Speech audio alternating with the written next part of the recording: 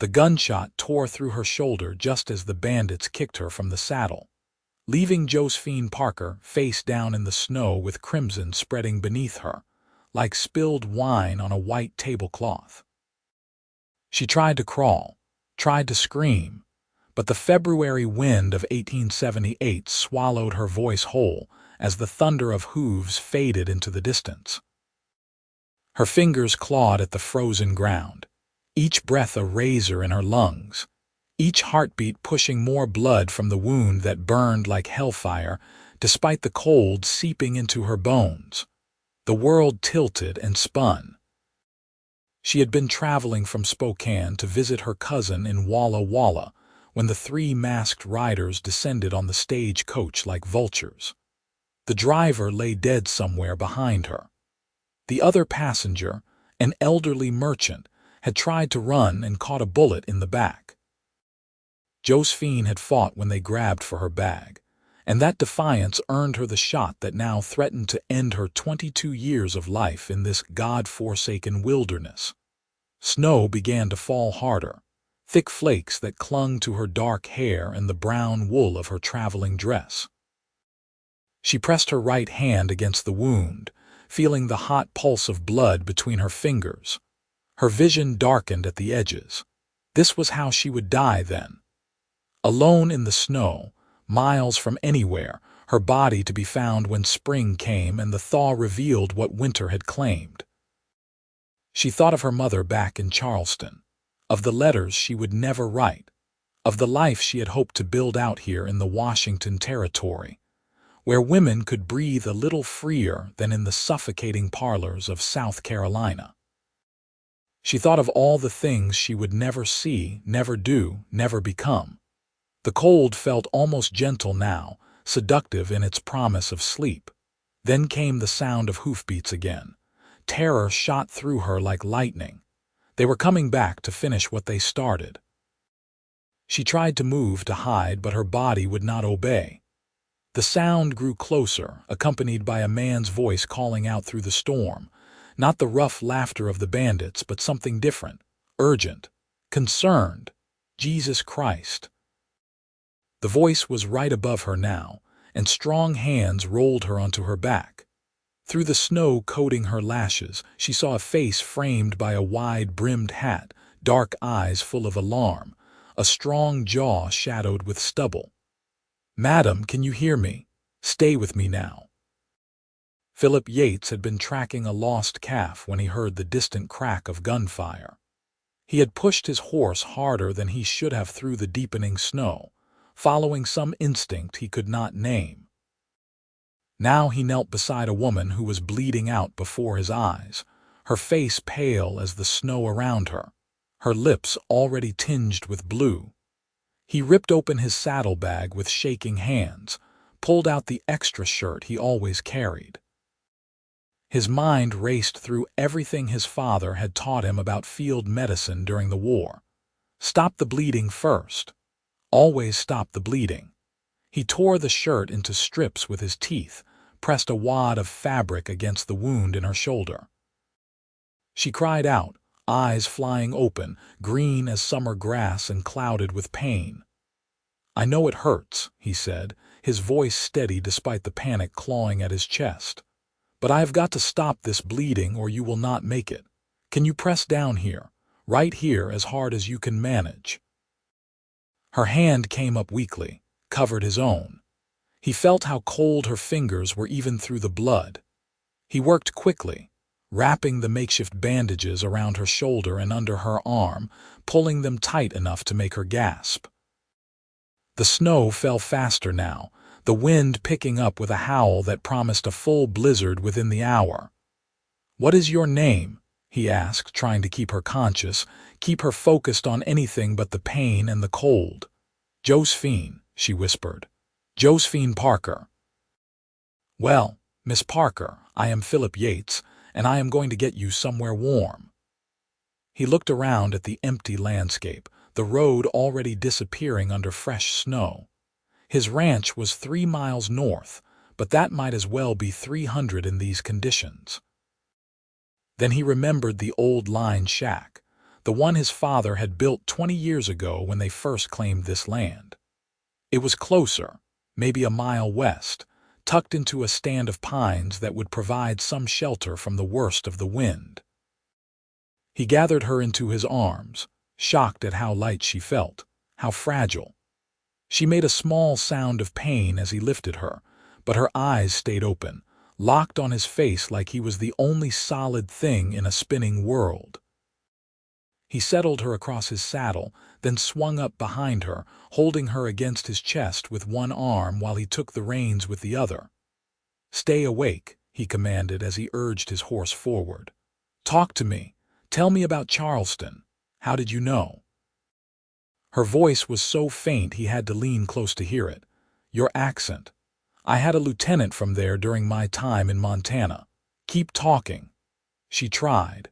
He felt her struggle against the pull of unconsciousness, felt each word cost her something. She told him about magnolia trees and hot summers, about deciding to come west after her father died, about a teaching position waiting for her in Walla Walla that she would never reach now. He kept her talking, kept her anchored to life through sheer force of will, even as the storm closed in around them like a fist.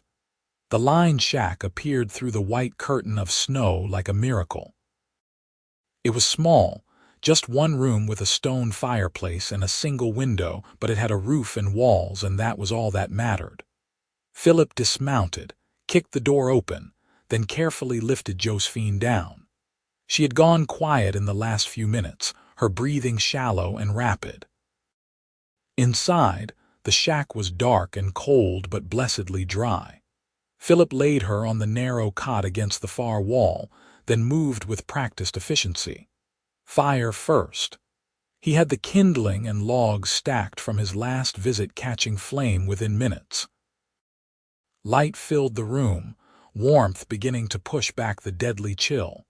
He brought his saddlebags inside, checked the wound again. The bleeding had slowed but not stopped. The makeshift bandage was soaked through. He heated water in the battered pot that hung from the fireplace hook, pulled out the small bottle of whiskey he carried for emergencies. This certainly qualified. When the water was hot, he returned to her side, began carefully unwrapping the bloody fabric. The wound was ugly, a ragged tear where the bullet had punched through the front of her shoulder. He rolled her gently onto her side, relief flooding through him when he saw the exit wound in the back. The bullet had gone clean through. That improved her chances considerably, though infection was still a deadly threat. "This is going to hurt," he warned, though he was not sure she could hear him anymore. Her eyes had closed, her breathing so shallow he had to watch her chest to be sure she still lived. He cleaned the wound with the hot water, then poured whiskey over the entrance and exit holes. She screamed then, body arching, and he held her down with one hand while he worked with the other.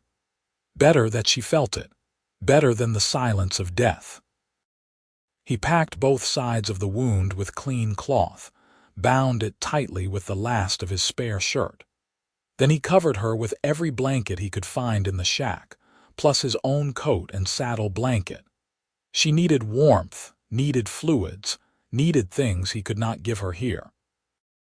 But the storm raged outside with a fury that made travel impossible.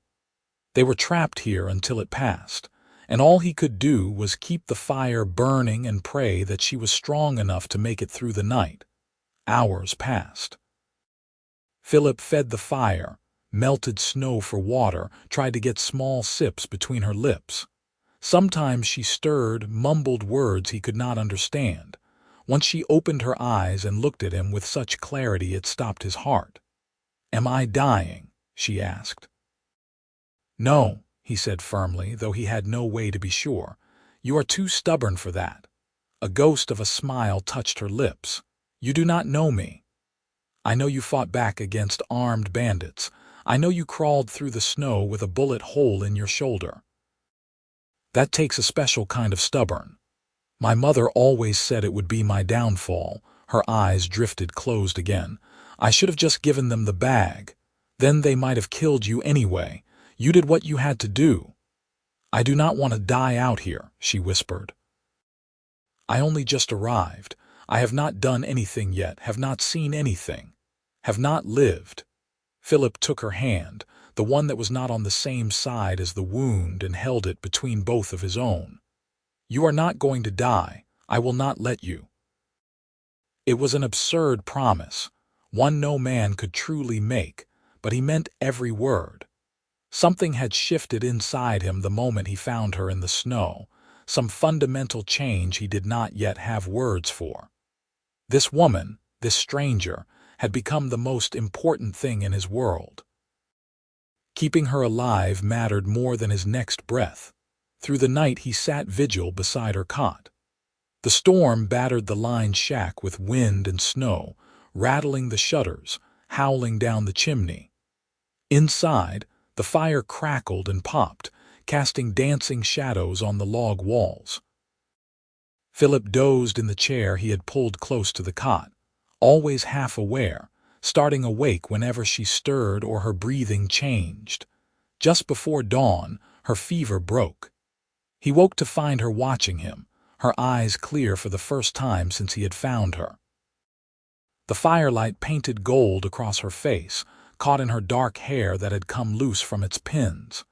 Even pale and wounded, she was beautiful in a way that made his chest ache. You stayed, she said, wonder in her voice. Where else would I go? He reached over, touched the back of his hand to her forehead.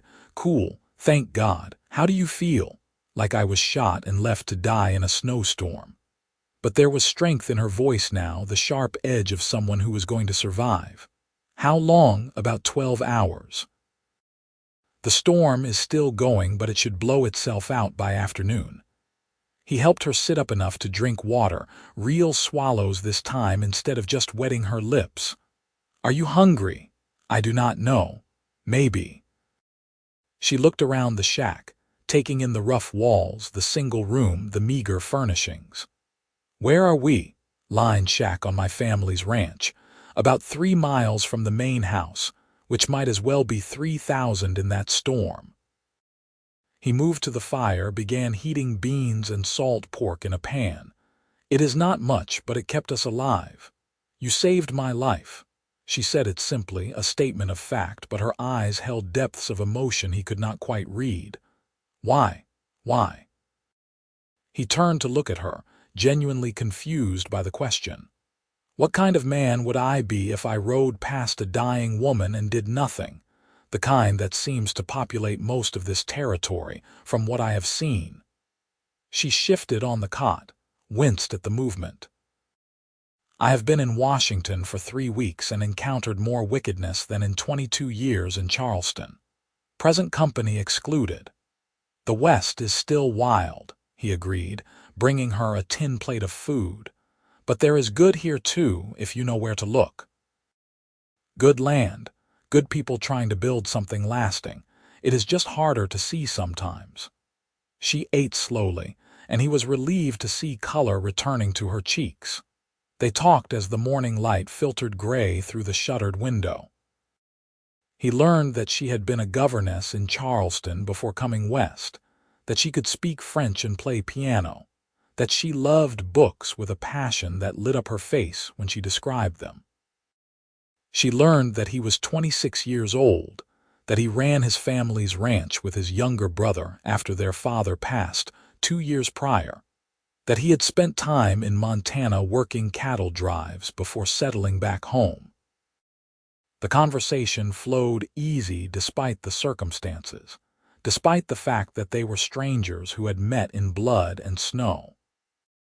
Philip found himself telling her things he had not shared with anyone, about his dreams for the ranch, about the loneliness of this life, about the weight of carrying his father's legacy.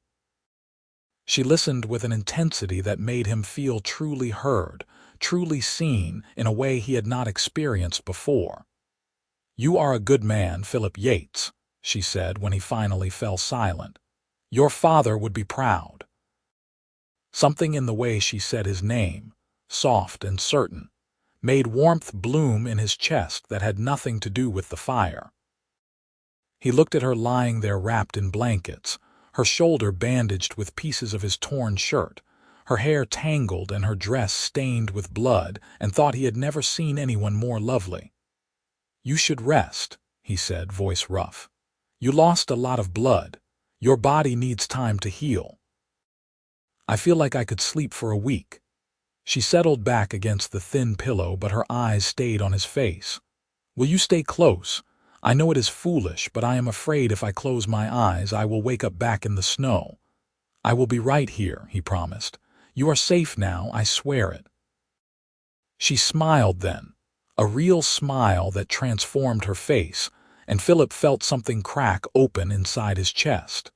He had known this woman for less than a day, had met her bleeding in the snow during the worst storm of the winter, and yet he could not imagine his life without her in it. It was madness. It was impossible. It was the absolute truth. The storm began to ease around midday. By evening, the wind had died to a whisper and stars appeared in patches through the breaking clouds. Philip kept the fire high and watched Josephine sleep, her breathing deep and even now, her face peaceful. When she woke as darkness fell, he helped her sit up, checked her wound. The bleeding had stopped completely, and though the flesh was angry and swollen, he saw no signs of infection yet. "You think we can travel tomorrow?" she asked. "I do not want to be a burden longer than necessary." "You are not a burden." He said it more sharply than he intended, saw her eyes widen. He softened his tone. "I am sorry, but you are hurt and getting you to safety is all that matters. We will take it slow, get you to the ranch house where my brother's wife can tend to you properly. She has a gift for healing. You have a sister-in-law." Something flickered across her face. Disappointment. He hoped he was reading that right. "Yes, Margaret. She and my brother Thomas married last spring. They have a baby on the way." He grinned. "Thomas is terrified. He should be. Bringing a child into this world is no small thing." She was quiet for a moment. "Do you want children someday, if I am lucky enough to find a woman willing to share this life?"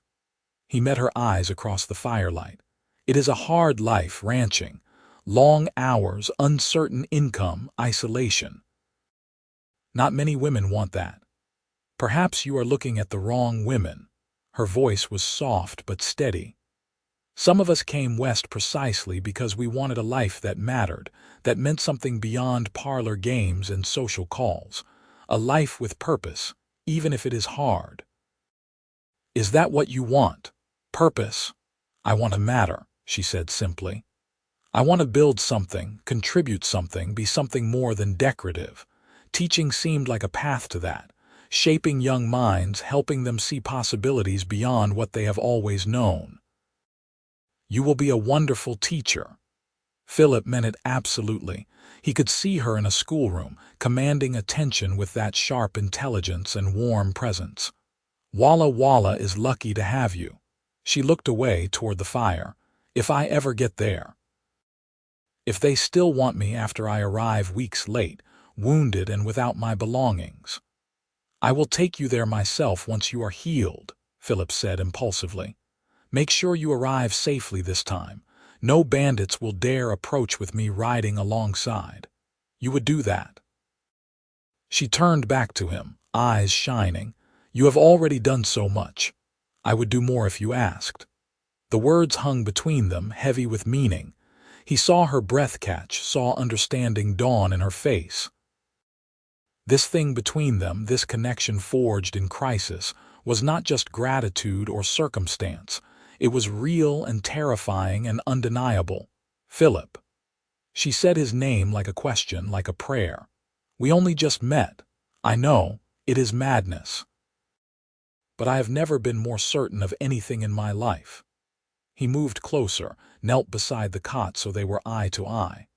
"I am not asking for promises. I am just telling you the truth. Finding you yesterday, fighting to keep you alive, it changed something in me. You matter, Josephine Parker. You matter to me." Tears spilled down her cheeks. I thought I was dying. I thought the last thing I would know was cold and pain and fear. But then you came. You saved me. You sat with me through the night. How am I supposed to leave after that? How am I supposed to get on with my life pretending this did not happen? Maybe you do not have to. He reached up, brushed away her tears with gentle fingers. Maybe there is another path, one we could walk together. You do not know me, she whispered, but there was no conviction in it. Then let me learn. Stay at the ranch while you heal. Get to know me, let me know you. If you still want to go to Walla Walla after that, I will take you there with my blessing. But give us a chance. Give this a chance. She studied his face for a long moment, searching for something. Whatever she found must have satisfied her because she nodded slowly. All right, yes, I will stay. Relief and joy flooded through him in equal measure. He took her hand, pressed his lips to her knuckles in a gesture that was pure instinct. You will not regret it, I swear to you. They left the lined shack the next morning when the sun was bright on the new snow. Philip rode slow, keeping Josephine steady in front of him, one arm around her waist to hold her secure. She leaned back against his chest, and he was achingly aware of every breath she took, every small sound she made when the horse's movement jostled her shoulder.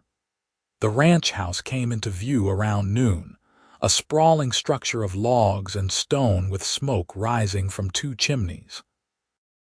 Outbuildings dotted the cleared land, corrals holding horses that nickered at their approach.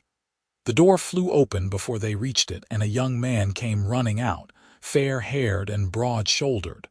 Philip, thank God, we have been worried sick. Thomas Yates pulled up short when he saw Josephine. Who is this? What happened? Bandits attacked her stagecoach 2 days ago. I found her in the snow, shot and bleeding out. Philip dismounted carefully, then lifted Josephine down into his arms despite her protest that she could walk. Where is Margaret? Inside, I will fetch her. Thomas ran ahead, shouting for his wife. Margaret Yates appeared in the doorway, a plump blonde woman with kind eyes and flour on her apron.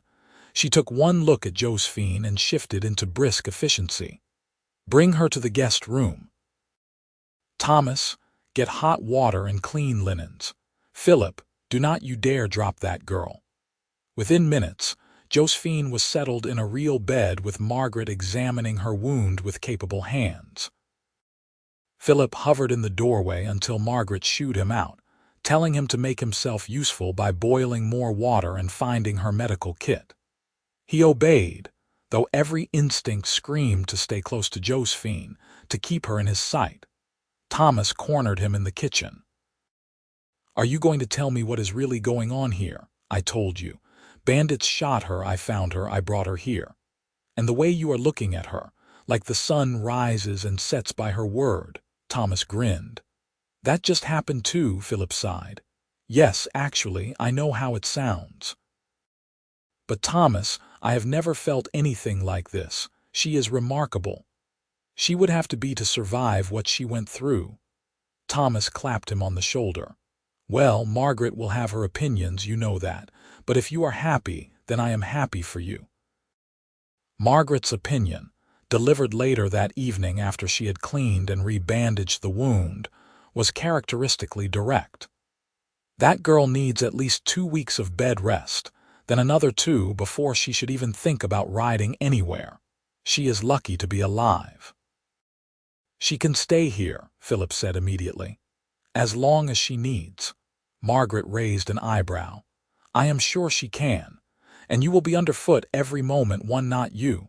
I will try not to be, Philip said, but he knew it was a lie, and so did Margaret. Over the following days, a pattern emerged.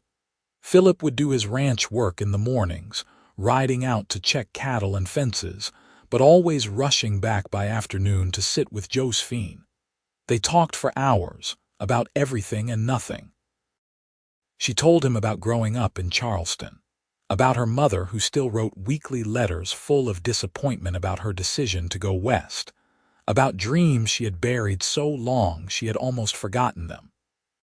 He told her about building this ranch with his father, about the brutal winters and dry summers, about the satisfaction of working land that belonged to you, owing nothing to anyone.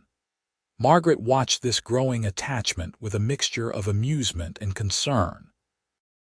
On the 5th day, she pulled Philip aside while Josephine napped. "That girl is falling in love with you. I know. I am falling in love with her too." Philip met his sister-in-law's eyes steadily. "I am going to ask her to stay, to marry me. It has been less than a week. I do not care if it has been less than a day. I know what I feel." He ran a hand through his hair, frustrated at his inability to explain something that made perfect sense to him and seemed like madness to everyone else. "You should have seen her, Margaret. Fighting to live in the snow, crawling forward when most people would have just laid down and died. She is extraordinary, and when she looks at me, I feel like I could take on the whole world and win." Margaret's expression softened. "You really mean this? Every word?" "Then I hope she says yes, because I have gotten used to having her here and I would miss her fierce if she left." Margaret patted his cheek. "But give her time, Philip. Let her heal, let her be sure. Women do not always want to be rushed into things, even beautiful things." He took that advice to heart, though waiting was torture when he wanted nothing more than to declare himself fully and hear her answer. Instead, he courted her in small ways. He brought her books from his father's library, volumes of poetry and adventure that they read aloud to each other. He sat with her in the afternoons while she sewed, helping her mend the dress she had worn that terrible day. He told her stories about the ranch, about his plans for the future, painting pictures with words of what life could be here. And Josephine healed. Her color returned, strength flowing back into her limbs. By the 2nd week she was up and walking, first just around the room, then through the house, finally outside to stand on the porch and breathe the cold February air. Philip watched her stand there, face turned toward the sun, and thought he had never seen anything so beautiful as this woman coming back to life. "I wrote to the school in Walla Walla," she told him one evening as they sat by the fire. "Explained what happened, apologized for the delay. I do not expect they will still want me, but I owed them an explanation." Something cold seized Philip's heart. "You still want to go?" "I do not know what I want anymore." She turned to look at him, firelight dancing in her green eyes. "Everything changed. My plans, my certainty about the future, everything, you changed it." "Is that a bad thing?" He hardly dared to breathe. "No, it is terrifying and wonderful, and I do not have words for it." She reached over, took his hand in hers. "I came west to teach children, to make a difference. But what if I am supposed to be here instead? What if this is where I belong? Stay and find out." Philip moved closer, brought her hand to his lips. "Josephine, these past 2 weeks have been the best of my life, and that is with you wounded and recovering. I cannot imagine what it will be like when you are fully healed, when I can show you the land properly, take you riding, introduce you to the whole territory as my wife. Your wife." She said the word carefully, testing the shape of it. "That is what you want." "More than I have ever wanted anything. I love you, Josephine Parker. I think I have loved you since I found you fighting death in the snow and refusing to surrender. Marry me. Build this life with me. Teach our children instead of someone else's. Grow old beside me on this land and make it something beautiful together." Tears spilled down her cheeks again, but she was smiling, radiant with joy. "Yes, yes, Philip, I will marry you. I love you too, so much it frightens me." He kissed her then, gentle and reverent, tasting salt from her tears and the sweetness of her lips. When they finally pulled apart, both breathless, he rested his forehead against hers. "I will make you happy, I swear it. You already have." They were married 3 weeks later in the small church in Kennewick, Washington, on a bright March morning when the last of the winter snow was melting and the first green shoots were pushing through the earth. Josephine wore a dress of pale blue that Margaret had helped her sew, and Philip wore his best suit with a string tie and polished boots. Thomas stood as best man, Margaret as matron of honor, and half the territory seemed to cram into the little church to witness the union of the rancher and the woman he had saved from death. The preacher spoke of miracles and providence, of how God's hand could be seen even in the darkest moments. Josephine met Philip's eyes throughout the ceremony, and in them he saw their whole future unfurling like a banner in the wind. She promised to love and honor him, and he promised to cherish and protect her. And when the preacher said they were man and wife, the kiss they shared felt like a beginning and a homecoming all at once. The reception was held at the ranch, tables set up in the yard, food and music and dancing until the stars came out. Philip waltzed his bride around the cleared space in front of the house, her laughter ringing out clear and bright, and he thought of that terrible night in the line shack when he had wondered if she would survive until morning. Look at her now, alive and whole in his. What are you thinking? She asked, following his gaze, that I am the luckiest man who ever lived. Good answer. She kissed his cheek. Though I think I am luckier, you gave me my life back twice, once in the snow and again when you asked me to stay. We saved each other, he said simply. That is what love does. Their first year of marriage was everything Philip had imagined and more. Josephine threw herself into ranch life with the same fierce determination that had kept her alive in the snow. She learned to manage the household, to help with the animals, to ride well enough that she could accompany him on some of his rounds. She befriended Margaret, and the two women became inseparable, laughing together over laundry and recipes, talking for hours about books and dreams and the strange wildness of the West. She also started teaching. Not in a formal school, but to the handful of children on neighboring ranches who had no access to education. They came to the Yates ranch twice a week, and Josephine held lessons in the parlor, teaching them reading and writing and arithmetic, opening worlds they had never known existed. Philip would come in from the fields and hear her voice carrying through the house, patient and firm and full of passion, and he would remember her telling him she wanted to matter. She mattered more than she would ever know. In the spring of 1879, Josephine told him she was pregnant. He caught her up in his arms and spun her around despite her laughing protests, joy too big for his body to contain. A child. Their child. The future taking form in her belly, a life they had created from love. Their son was born that October, a robust baby with his father's dark hair and his mother's green eyes. They named him James, after Josephine's father, and Philip held that small, warm weight in his arms and felt something fundamental shift in the universe. This was what he had been made for. This family, this life, this love that seemed to grow bigger every day despite already being infinite. Josephine was a natural mother, patient and playful and fierce in her protection of their boy. Philip would find her singing to James in the rocking chair, old songs from her childhood mixed with the lullabies Margaret taught her, and his heart would swell so large he thought he might burst from the sheer, overwhelming blessing of it all. More children came as the years passed. A daughter they named Elizabeth in 1881, another son called Samuel in 1883. The house rang with laughter and tears, with the beautiful chaos of a family growing and thriving. Philip expanded the ranch, buying more land, building up the herd until the Yates Ranch was one of the most prosperous in the territory. But he never let the work consume him. He had learned too well how quickly life could change, how a single moment could mean the difference between death and life, between loneliness and love.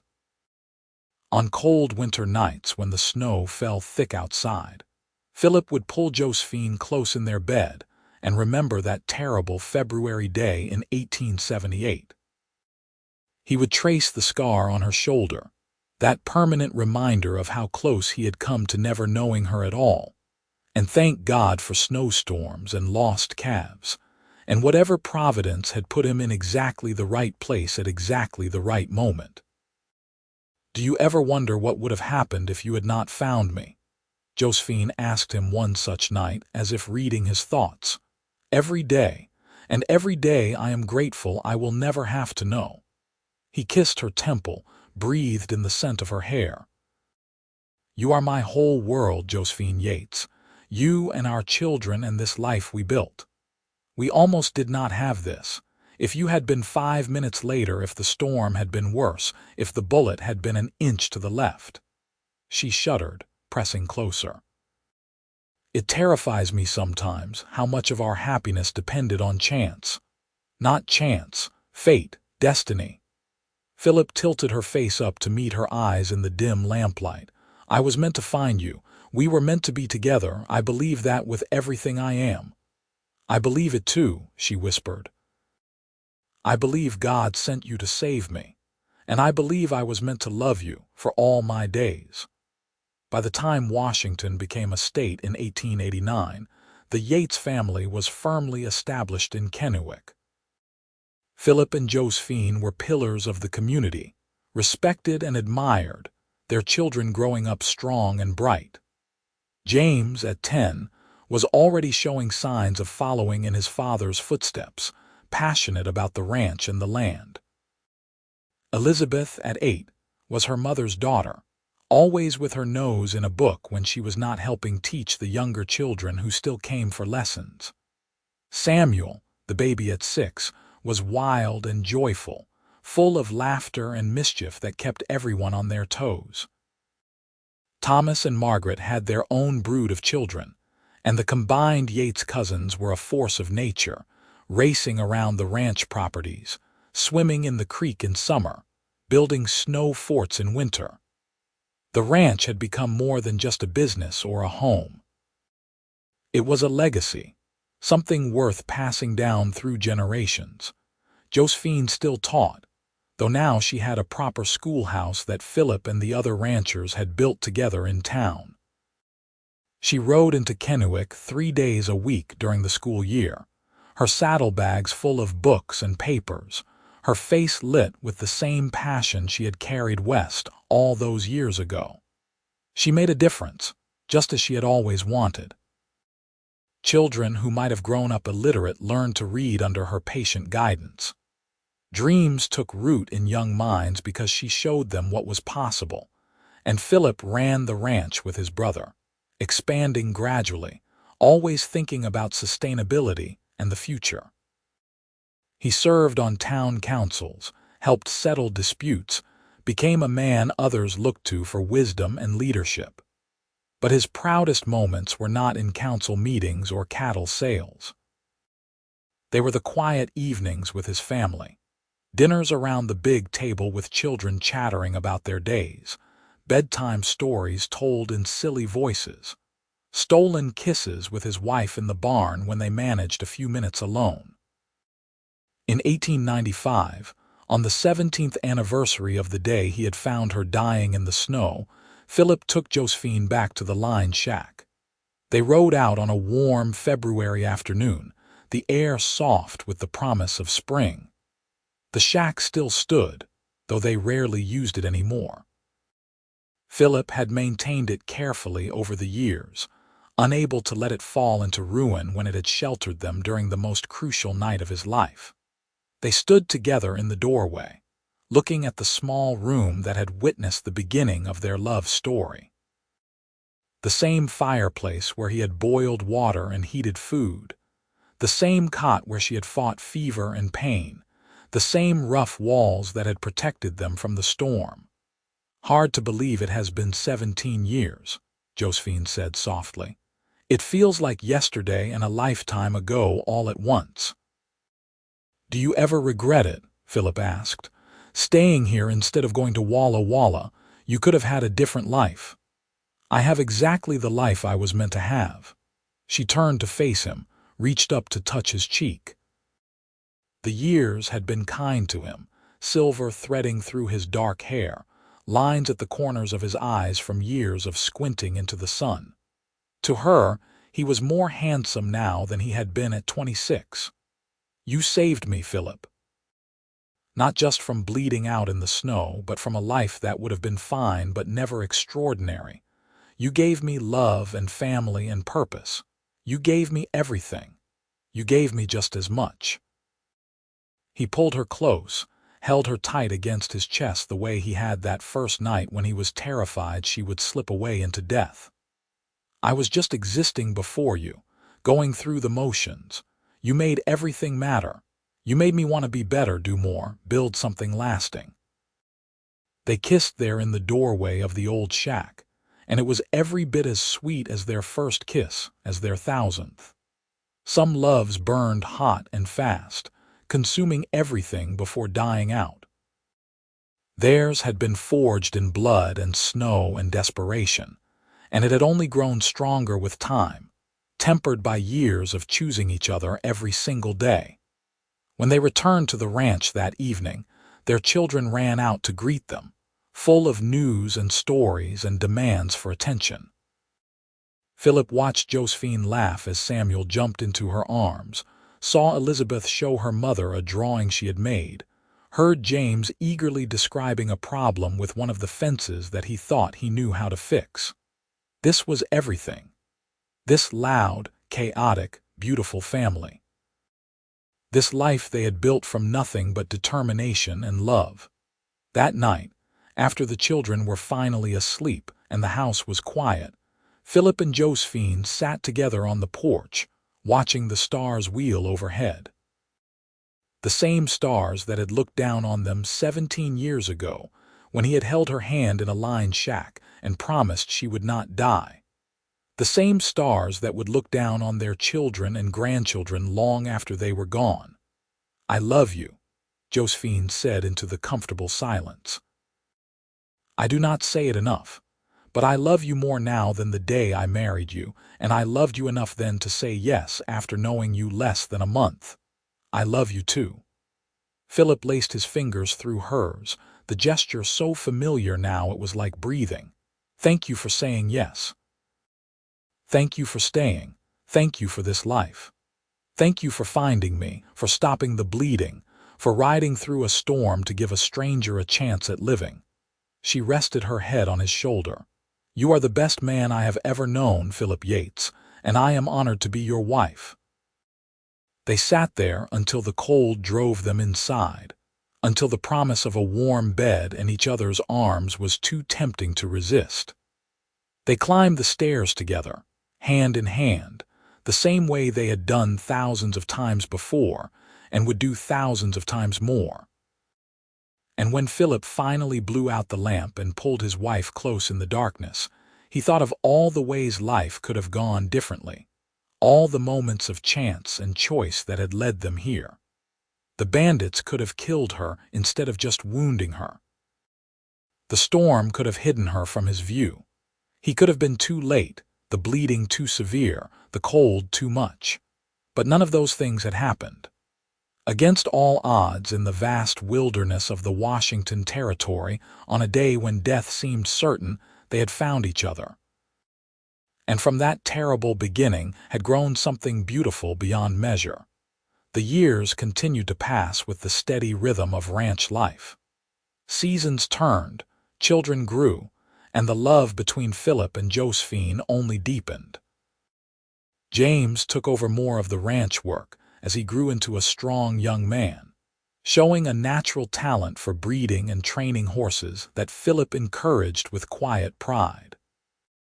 Elizabeth left for college in Seattle when she turned 18, determined to become a teacher like her mother but at a higher level, and returned 4 years later with a degree and an equally educated young man who looked at her the way Philip still looked at Josephine. Samuel proved to be a gifted carpenter, building furniture and renovations that made the ranch house even more comfortable as the family expanded.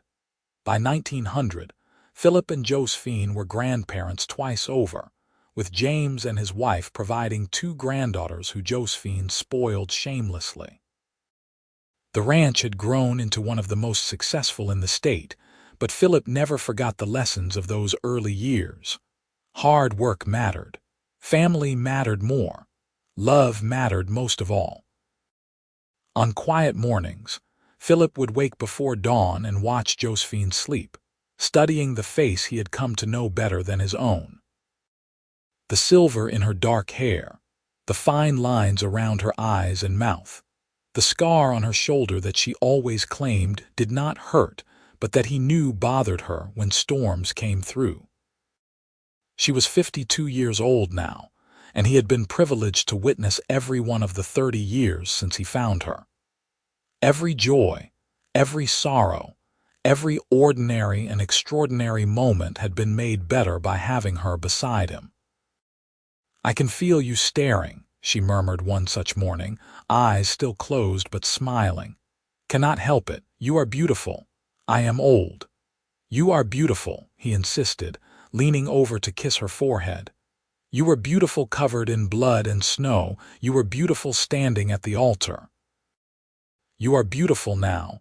You will be beautiful when we are both ancient and hobbling around with canes."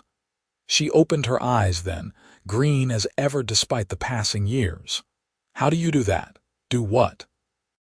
"Make me feel like I am 22 again, like we are back in that lined shack and the whole world is just the two of us and a fire and a second chance at life. Because that is what every day with you feels like.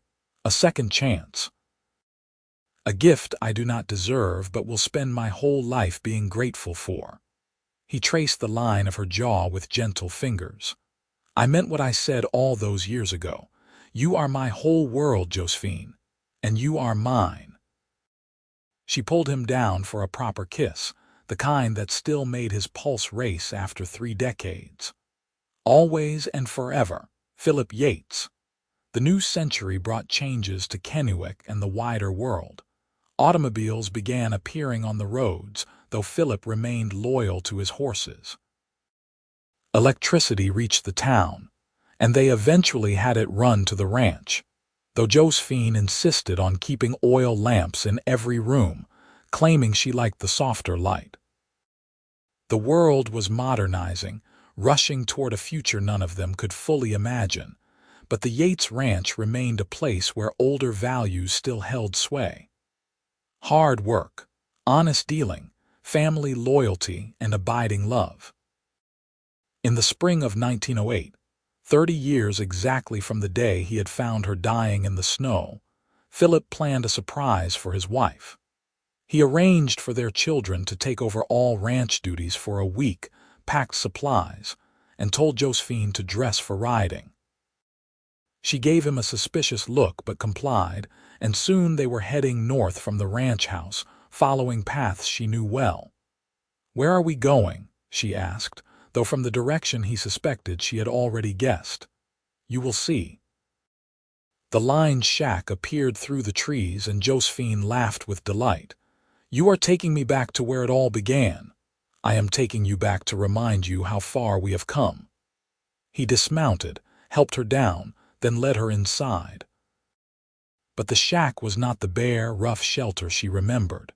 Philip had spent weeks secretly fixing it up, bringing in a real bed with a feather mattress, soft rugs for the floor, curtains for the window, and supplies for a week of comfort. A fire was already laid in the fireplace, ready to light. Food was stocked in crates, including delicacies he knew she loved. "Philip," Josephine turned in a slow circle, taking it all in. "This is wonderful. When did you do all this?" "I have been sneaking up here for months, working on it bit by bit." He felt suddenly shy, hoping she would understand what he was trying to say with this gesture. 30 years ago, I brought you here because I had no choice. It was this or watch you die, but it was also the beginning of everything good in my life. I wanted to give you better memories of this place. I wanted us to have time here when you were not wounded and frightened, when we could just be together and remember how blessed we are." Tears filled her eyes, but she was smiling as she crossed to him and took his face in her hands. "You foolish, wonderful man. The memories I have of this place are already precious. You saved my life here. You held my hand and promised I would not die. You looked at me like I mattered when I was sure I would never matter to anyone. How could those memories be anything but beautiful?" "Then let us make new ones," he said, pulling her close. "Happy ones, peaceful ones.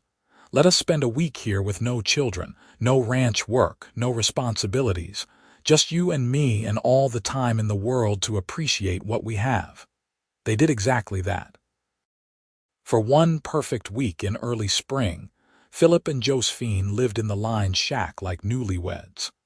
They talked until they ran out of words, then sat in comfortable silence. They made love with the tenderness of long familiarity and the passion that had never dimmed between them. They cooked simple meals together and ate them by firelight. They walked through the woods, still holding hands like young lovers, and marveled at how the world could be so beautiful when experienced together. On their last night there, Josephine pulled out a bundle of letters from her saddlebag.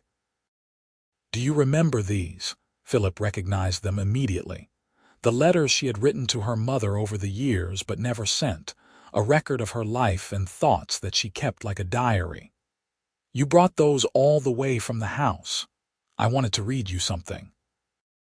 She shuffled through them until she found what she was looking for, a letter dated April 1878, just 2 months after they had met.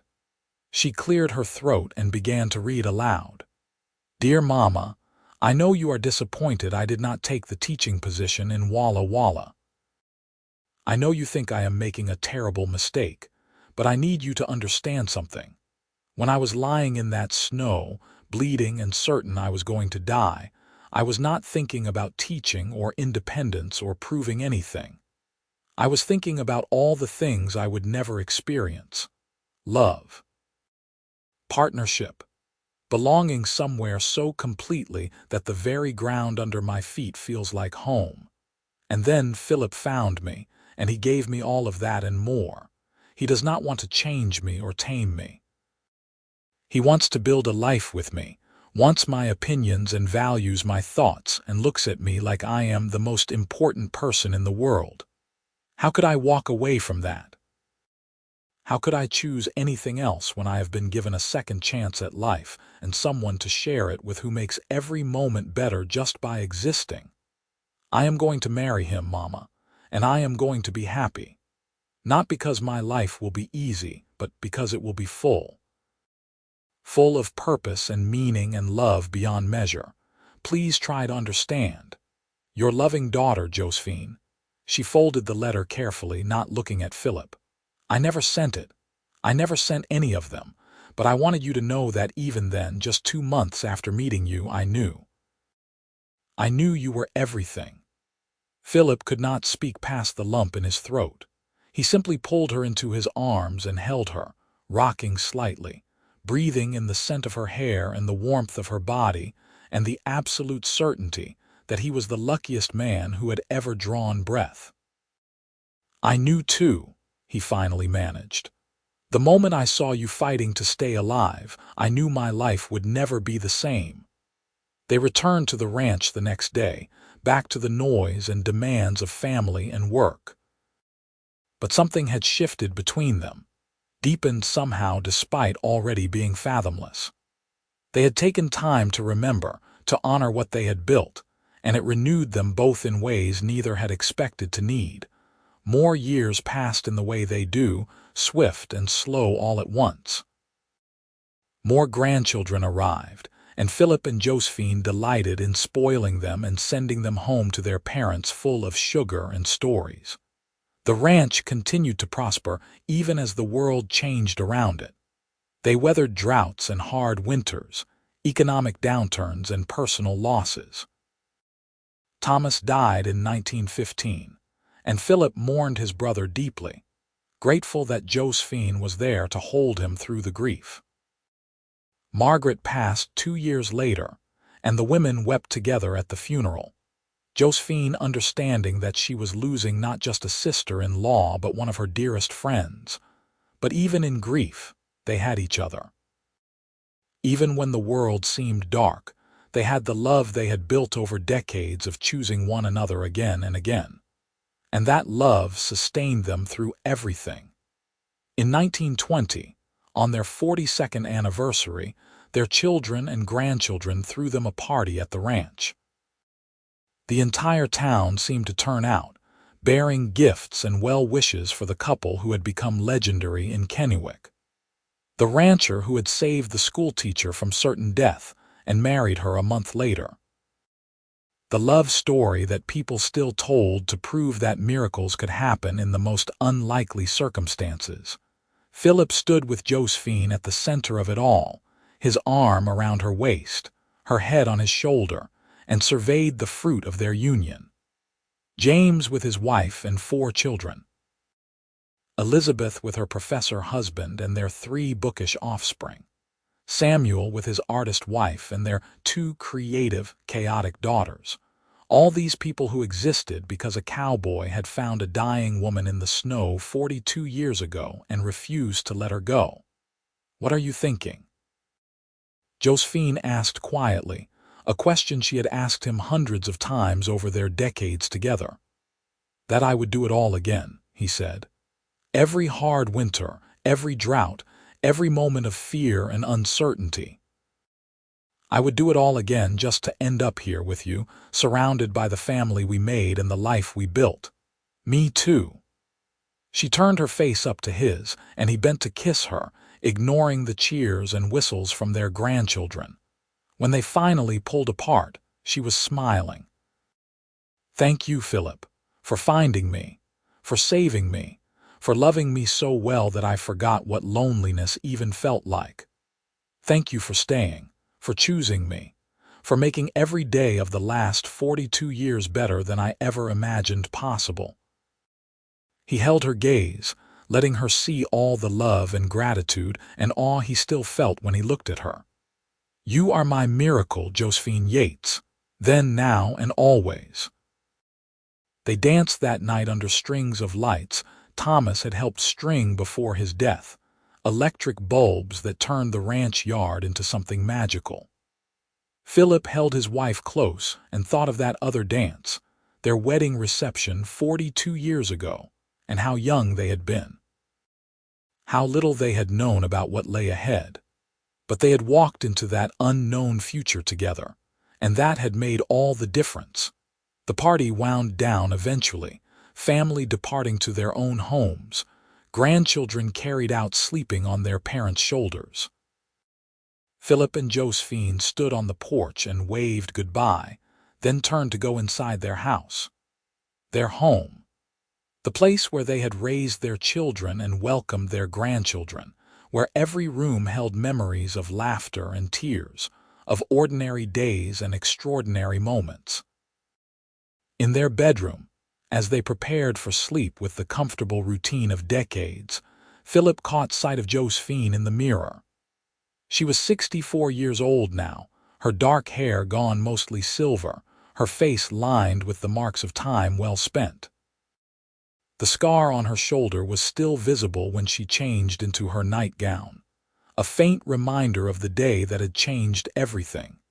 He came up behind her, wrapped his arms around her waist, rested his chin on the top of her head. They stood there for a long moment, looking at their reflection, seeing not just who they were now but all the versions of themselves they had been together. Young and desperate in a lined shack. Newly married and building a life.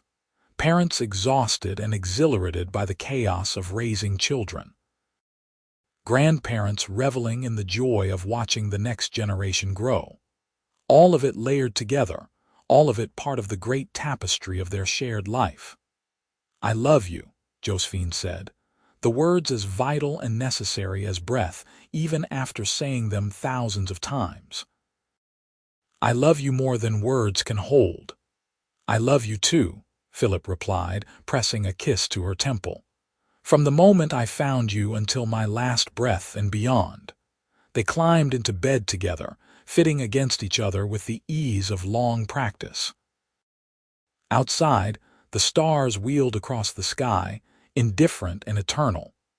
But inside this room, in this house, on this ranch, two people held each other close and knew they had found something that would outlast even the stars. A love forged in desperation and sustained by devotion. A partnership that had weathered everything the world could throw at it and emerged stronger. Philip listened to Josephine's breathing even out as she fell asleep, felt her hand relax in his, and thought one last time of that terrible, beautiful day in February 1878. The day he had ridden into a storm and found his whole world bleeding in the snow. The day he had stopped the bleeding and saved a life and discovered his own purpose, all in the space of desperate hours. Some people went their whole lives without finding what he and Josephine had built together. But he had been blessed beyond measure, given a gift he would treasure until his dying day and beyond.